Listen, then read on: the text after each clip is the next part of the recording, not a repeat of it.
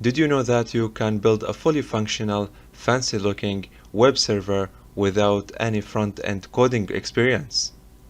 In this tutorial, we are going to use Mongoose Wizard to create a beautiful dashboard and run it on a Raspberry Pi, allowing you to control IoT devices from any smartphone, PC, or tablet.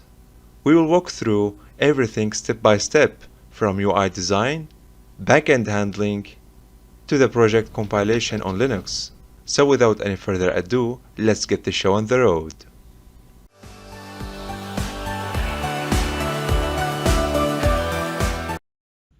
Alright, so here's the setup of this tutorial. Currently I'm running Mongoose web server on my Raspberry Pi. You can see it here on the back. And this web server has a dashboard that allows me to control my smart home devices using any device that can access a browser. So currently you can see that I'm connected to that web server and I can control my IoT device. Actually, we have designed this cube lamp together in one of my tutorials. I will share a link into that. So here, using these slides, I can change the color of the lamp just like that. We can set the color, turn the lamp on and off, change the brightness, and change the color intensity just like that. So currently what's happening is that whenever I do an action on the dashboard side, my web server is sending MQTT published messages to the broker to the topic that this lamp is listening to, and by doing so I'm able to control my IoT devices locally. Of course, I also have another round lamp, and I'm going to show it to you using another smart device. Actually, I have a smart home panel, so let's jump into that and show it to you from there. Okay, so I can even run a Mongoose dashboard that I have designed on this smart panel from Sonoff. So this is the web user interface that I have designed, so I can use it to control my round lamp. So here we have several control parameters. Here I can control the hue to change the color of the lamp. By controlling the saturation, I can change the color intensity, and playing with the brightness, I can change the lamp brightness, and again I can turn on and off the lamp using this toggle switch. Of course, the web server right now is running on the Raspberry Pi, and we are going to have a look at the user interface design that's done using Mongoose Wizard. So we'll see everything, how it's done step by step in the programming part. So let's jump into that and proceed from there. Alright, so in this tutorial we are going to build a web server and let it run on a Raspberry Pi. So this means that we are going to have a dashboard running on the Raspberry Pi that's online all the time, so we can access it from any device, either it is a personal computer or a smartphone. We are going to access it locally, and we are going to use that dashboard to control the IoT devices that I have designed before in my previous tutorials. So here I am on Mongoose website. So I'm going to start a new web user interface project. So at the beginning you will have this default dashboard. Actually, you can use this project as a reference for you for every element in it. So if you are like me and you are more specialized on the hardware side and you don't know a lot about HTML and CSS, Mongoose is the right destination for you. So today we are going to discover that together. Actually, in this tutorial I'm going to build a simple one that can be a reference for Mongoose web user interface design. Alright, so what I'm going to do now is I'm going to start a new project, because introducing all the features at the first time may be a bit overwhelming. So let's do that. So first we are going to create a new project, then we are going to select the platform where our project is going to run. So my dashboard is going to run on a Raspberry Pi, which is running Linux. So I'm going to select this option, and then we hit next. So let's start with the blank dashboard. Anyways, so let's proceed with this. Finish. Okay, so now we have a fresh start. Okay, so using these panels, we are going to build the web user interface for the web server that we are going to build today. So let's start with the settings. Okay, so first of all we have the source code generator, and this is related to the output of Mongoose. So when we finish designing our web user interface, Mongoose is going to generate for us source and header files, and we are going to integrate that into our project. So it's necessary for the target architecture to be configured depending on the platform that you are going to use, and in my case it's Linux. And in this tutorial I'm going to let the web server connect to the MQTT broker that I have, so I can control my smart home devices over this web user interface. So I'm going to update the server URL, which is the MQTT broker. There are of course other settings, but I will talk about them in the upcoming tutorials depending on the topic that we are going to cover. Okay, so now let's carry on. So next we have the sidebar, which is used to add pages to the web server. So in this project today I'm going to use only one page, so I'm not going to use this feature. The page content, here we will be able to customize all the user interface widgets, so we'll get back to this later. Okay, so next we have the user interface elements, and here we can start our user interface design by adding widgets. So first I'm going to add this panel, and here you can see I'm back again with the page content, and there are actually few problems, and we are going to fix that in a minute. But first I will need to design the panel depending on what I need. So first of all, my goal is to control my RGB lamp using this panel. So what I want to have is one toggle switch to turn on and off the RGB lamp, and I will need 3 sliders in order to control the hue, the color of the RGB lamp, its brightness, and the color intensity. So let's start doing that by removing all the widgets we have inside this panel. So now we can have a clean start. Okay, so the first widget I'm going to add inside this panel is the toggle switch, and I'm going to add first a container so it can contain both text and the toggle switch. So let's do that. So here I'm going to add container. So now as you can see we have 2 containers. Anyway, so let's make use of this. First of all, I'm going to add a text, and I'm going to modify its value from here. And I'm going to add the toggle switch inside the same container, and to do that I'm going to select the text that we have created, and then I'm going to insert a widget after that text. So I'm going to use the toggle switch, and here it is. But now the thing is, I want to place this toggle over here, and of course there is a trick for that. I mean, absolutely you can always go to the text and make it larger so you can shift the toggle switch, but this is not professional. But the way I'm going to do it is I'm going to go to the container and change its CSS class by making it labeled. And by doing so, even if I change the size of the container, it will keep its form. Okay, anyways. Okay, so now we need to update the variable of the toggle. So Mongoose stop complaining. So I'm going to call this cube lamp.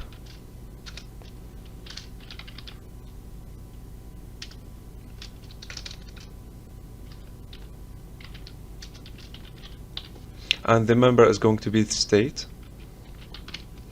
So cube lamp will be my structure, and the state is going to be an element of that structure. So now if I go to the REST API, I need to copy that.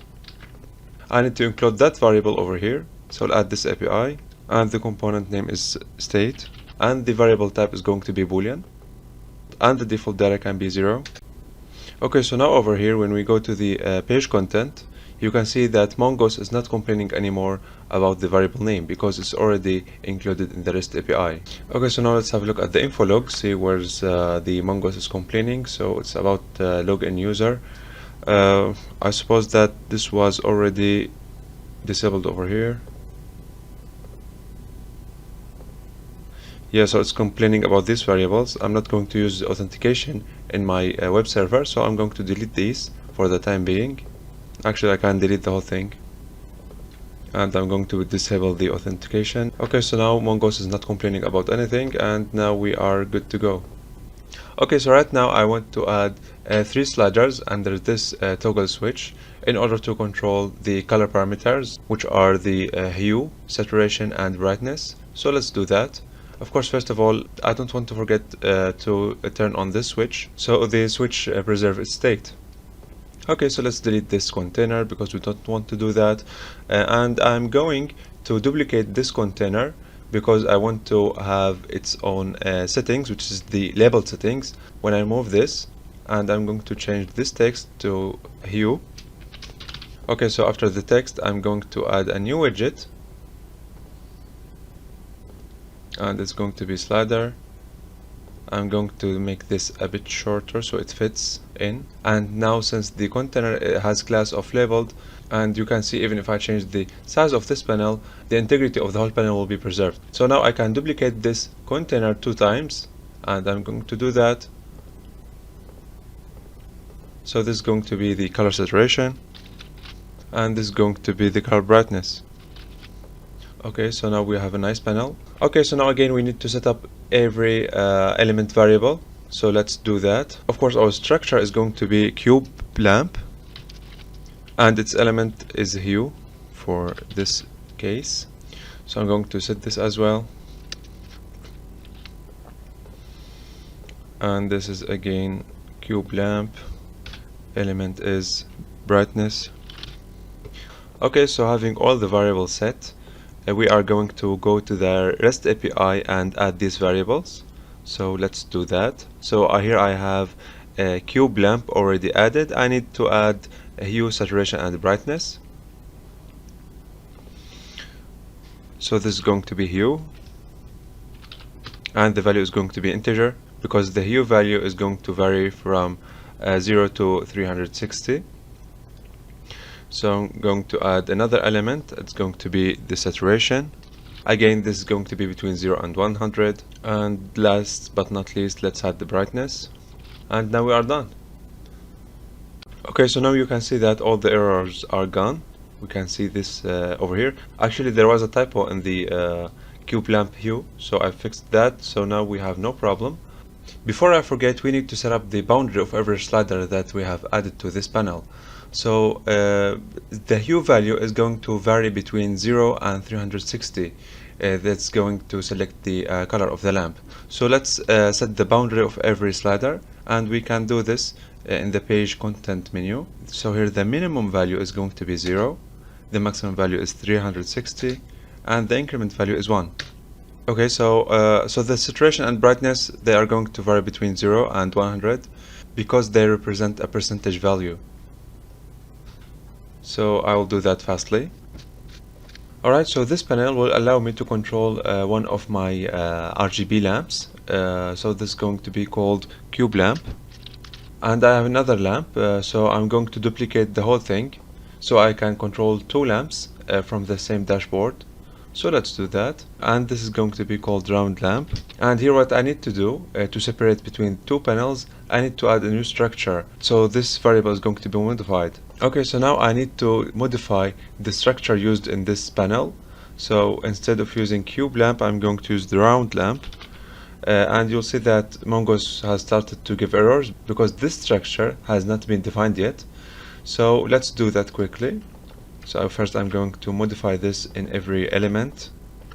Okay, so now we need to update our REST API. So let's add the new structure. And now we need to add every element used inside this panel. So I'm going to add this fastly because we have already done this before. Okay, so now regarding the coloring and the appearance of the dashboard, we can either go to every single element and change its color, or we can head to a style sheet and change every color here in order to set the style that we like. So there are 2 default themes, the default one and the dark one. I've actually implemented my own. Let me show it to you. Yes, so here it is. Of course, you will be able to copy my work because everything will be on my GitHub repository. Now it's time to generate the code of this web server, transfer it to the Raspberry Pi, and run it from there. So let's start doing that. Alright, so now we have our code generated. Here is the generated code inside wizard file. So now we need to transfer this file to the Raspberry Pi and compile it from there, of course after doing some modification. So to do that, first I'm going to compress this into tar format and then send it over secure send command. So let's start doing that. Of course we need to open PowerShell. Alright, so first of all we need to transfer the wizard file to tar format, and we are going to use tar command with compress verbose file. I'm going to execute that. Okay, so now I want to access my Raspberry Pi. So I'm going to open the command prompt, and then from here, let's make this bigger. So from here, I'm going to use SSH command. Okay, so now I've accessed my Raspberry Pi using SSH command. Okay, so now I need to select the destination directory on my Raspberry Pi. So now you can see my workspace only has RTSP server. So now I'm going to transfer the wizard file using secure copy command. Okay, so the transfer has been completed. Now if I list my files again, you can see that the wizard file has been transferred successfully. Now I need to decompress this file, and for that I'm going to use a tar export verbose file wizard. So as you can see, this has exported my file inside this directory. So if I access that, and now I can modify this code and then compile it to be able to start running our web server. So for that, I'm going to remotely access this project from my host machine using VS Code and start coding. Alright, so here's my VS Code. And in order to access the Mongoose project on the Raspberry Pi, you need to download a Remote Explorer extension on your VS Code. So here I've already added my connection. So I'm going to establish connection with my Raspberry Pi. So now I'm accessing my password. And now I need to go to the specific directory and in the wizard. Okay, so now the code you are seeing right now is now on the Raspberry Pi, and now we are going to do our modification and then build our project. So right now we are going to handle the backend stuff. So we are going to connect the MQTT connection related commands with the dashboard. So whenever we do an action on the dashboard, the specified MQTT commands will be executed in order to control our smart lamps. So here I am on Mongoose glue layer. So this layer is going to be used to connect between the Mongoose dashboard and the hardware that we are using. So what I'm going to add is the MQTT publish functionality. And since I've added two panels to control two lamps, here I have two generated functions to update, and they are the set cube lamp and the set round lamp data. So here you can see that I'm publishing the data acquired from the dashboard to these two topics where my lamps are listening. So I have the set HSV that's going to set the color of the lamp, and I have the set on, which is going to control the lamp state. And of course I have two lamps, so this is going to control the cube lamp, and the other function is going to control the round lamp. So now I have my code ready to compile. I can go to the make file and see the supported commands, and we have build, Windows, and run. So actually I want the output of the compilation of this code to have a different name, other than firmware. So I'm going to update that. So we can make it IoT web server. Let's update that. I'm going to save this. I can do the compilation from here, directly from the terminal of VS Code, or I have here the command prompt already connected over SSH to my Raspberry Pi, and I'm going to do the compilation from here. So make build. Okay, so right now we have our web server has been compiled, and we can start running it by running this command. Okay, so right now I have my web server is running, and in order to see at which port it's running, we need to head to the implementation of Mongoose, and here we see that it's running at 8080 port. So let's access that. Yes, so you can see here the Mongoose server is running right now. I can control my lamps remotely from my PC directly. Of course, I can access with this web server. Of course, I can access this web server from any smartphone device connected to my local network. Of course, there are more stuff to do, like adding more IoT devices to control over the same dashboard, connect the dashboard output to a service, so every time I reboot my Raspberry Pi, the web server is going to run again automatically. There are a lot of content to cover in the future, and I'm going to do several tutorials using Mongoose as well. So actually this brings me to the end of this tutorial. You will find everything that we have done today on my GitHub repository, so you can repeat my work. I hope that this was useful, so stay tuned for the upcoming tutorials. Tell your friends about Use for Electronics and see you next time. Bye bye.